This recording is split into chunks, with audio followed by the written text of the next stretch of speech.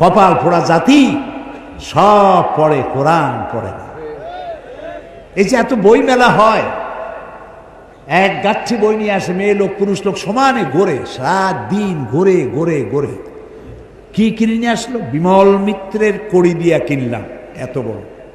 শরৎ রচনা বলি, রবীন্দ্র রচনা বলি, বঙ্কিম রচনা বলি, নিহার রঞ্জন রচনা বলি, শ্রী শ্রী শৈলেন্দ্রনাথ রচনা বলি। আচ্ছা, এসব রচনা পড়া কোনো নিষেধ না। আমি কিন্তু কোনো সাম্প্রদায়িক কথা বলছি না। আপনি পড়েন, আমিও পড়ছি। শরতের এমন কোনো লেখা নেই যে আমি পড়িনি, বঙ্কিমের এমন কোনো লেখা নেই যে আমি পড়িনি। আমি বঙ্কিমকে পড়েছি, শরৎকে পড়েছি, রবীন্দ্রনাথকে পড়েছি। রবীন্দ্রনাথের 2 বিঘা জমিন কবিতা পড়ে আমি কেঁদেছি। কাবুলিওয়ালা গল্প পড়ে আমি কেঁদেছি। এসব বই পড়া নিষেধ নয়, আপনি বই পড়েন, কিন্তু সব বই পড়ার আগে কোরআন বোঝা ফরজ। আপনি তো আসল কিতাবের কাছে যান নাই।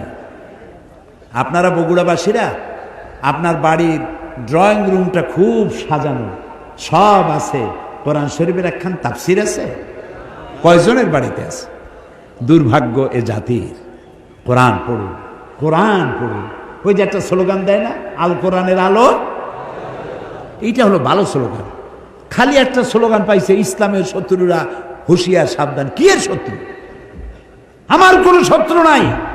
আওয়ামী লীগ আমার, বিএনপি আমার, জামাত ইসলামী আমার, জাতীয় পার্টি আমার, হিন্দু আমার, বৌদ্ধ আমার, মুসলমান আমার, যারা মানুষ তারাই আমার।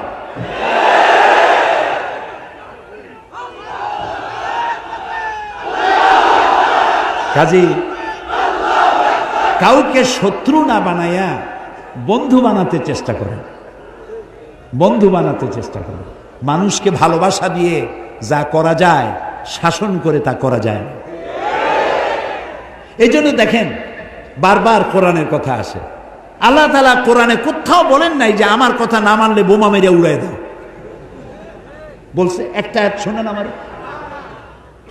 আমার কথা না মানলে কল্লা কাটিয়ে দাও, আছে? বরং কল্লা কাটার ব্যাপারে আল্লাহ বলেছেন, একটি মানুষকে যদি কেউ হত্যা করে, ফাকান্নামা কাতালান নাসা জামিআ, যদি কেউ একটি মানুষকে হত্যা করলো, সেজন্য সারা পৃথিবীর সব মানুষকে হত্যা করলো। যদি কেউ একটা মানুষকে বাঁচায় দেয়, সেজন্য সারা পৃথিবীর সব মানুষ বাঁচায় দিবে। এইটা হলো কোরআন। এটা কি? এই হচ্ছে সেই কোরআন। এটা সাম্প্রদায়িক নয়, এটা সন্ত্রাসের জন্ম দেয় না। কোরআন সন্ত্রাসীদেরকে বিদায় করে দেয়। এখানে সাম্প্রদায়িকতার কোনো জায়গা নাই।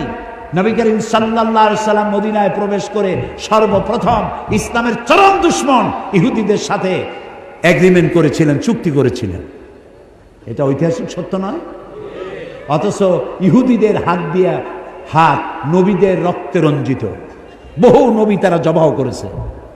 জাকারিয়া আলাইহিস সালামকে করাত দিয়ে চিরে দ্বিখণ্ডিত করেছে ইহুদিরা। কাজে মানুষকে আপনি শত্রু ভাববেন কেন? হিন্দুর বাড়িতে যদি কেউ অসুস্থ হয়, আপনি 1 কেজি আপেল নিয়ে যান এবং তাকে 1 কেজি আপেল দেন। আপনি বলুন, স্রষ্টা আপনার ভালো করুন, আপনার জন্য দোয়া করি, আশীর্বাদ করি। বলতে তো কোনো ক্ষতি নেই। সে বুঝলো যে মুসলমান এরা সাম্প্রদায়িক না। আমার বাড়ি যেখানে, গতকালও বলেছি যে হিন্দু অনেক বেশি, আমার প্রতিবেশী বহুত হিন্দু আছে। ঈদের দিন তারা আমার বাড়িতে এসে, আমার গরিবখানায় এসে তারা পায়েস খায়, সেমাই খায়। আমি এমপি থাকাকালীন মসজিদও বানাইছি, তাদের মন্দিরও বানাইছি। আমার বাপের টাকা দিয়ে তো বানাইনি, সরকারের কাছ থেকে টাকা নিয়েছি, বানাই দিয়েছি। শত্রুতা কেন করব?